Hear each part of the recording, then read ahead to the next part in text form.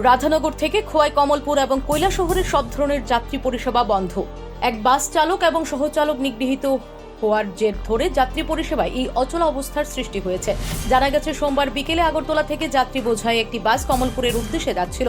পথে কমলপুরের লাম্বুচৌমুহনী এলাকায় একটি ম্যাক্স গাড়ি ও অটো গাড়ির চালকের সাথে সংশ্লিষ্ট বাস গাড়ির চালক ও সহচালকের যাত্রী উঠানামা নিয়ে বচসা হয়।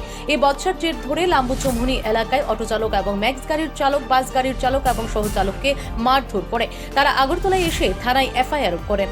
অভিযুক্তদের গ্রেফতার করা না পর্যন্ত মঙ্গলবার রাধানগরের সব ধরনের গাড়ি চলাচল বন্ধ রাখার সিদ্ধান্ত নেয় মোটর শ্রমিকরা।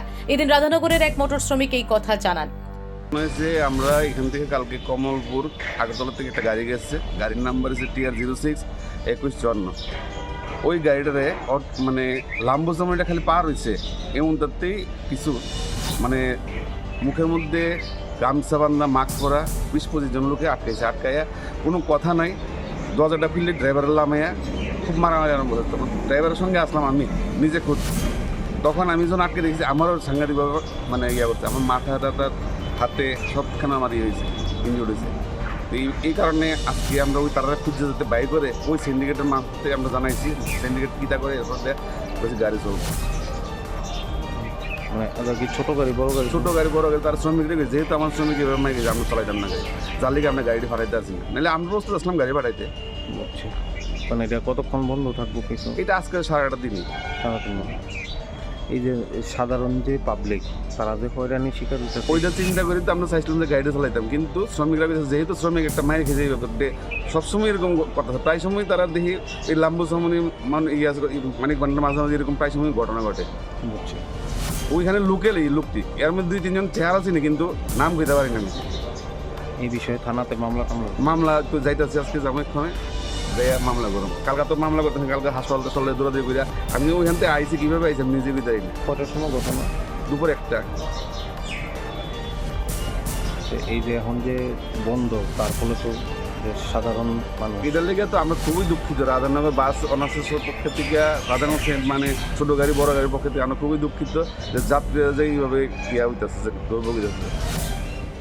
আপনার নামটা? আমার নাম সুবীর দে, আপনি এখানে বাস অনার্স সিন্ডিকেটের সেক্রেটারি।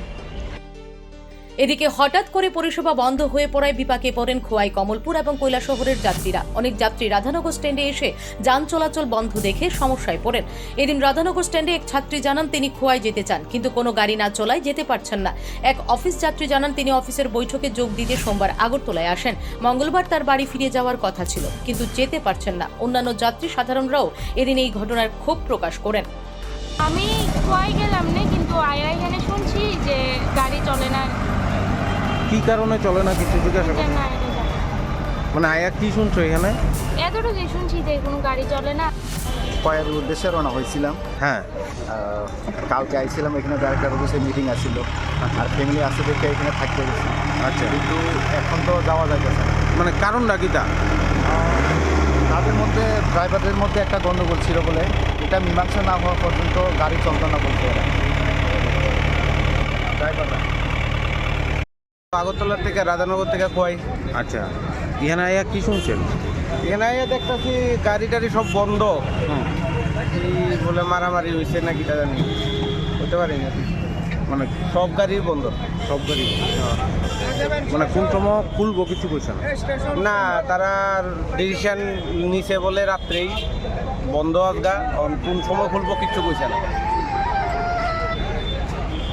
জানা গেছে, মঙ্গলবার রাধানগর বাসস্ট্যান্ডের এক প্রতিনিধি দল কমলপুরের মানিক ভান্ডারে যাবে। তারা সংশ্লিষ্ট এলাকায় স্থানীয় যানবাহন সংগঠনগুলির সাথে বিষয়টি নিয়ে কথা বলবেন।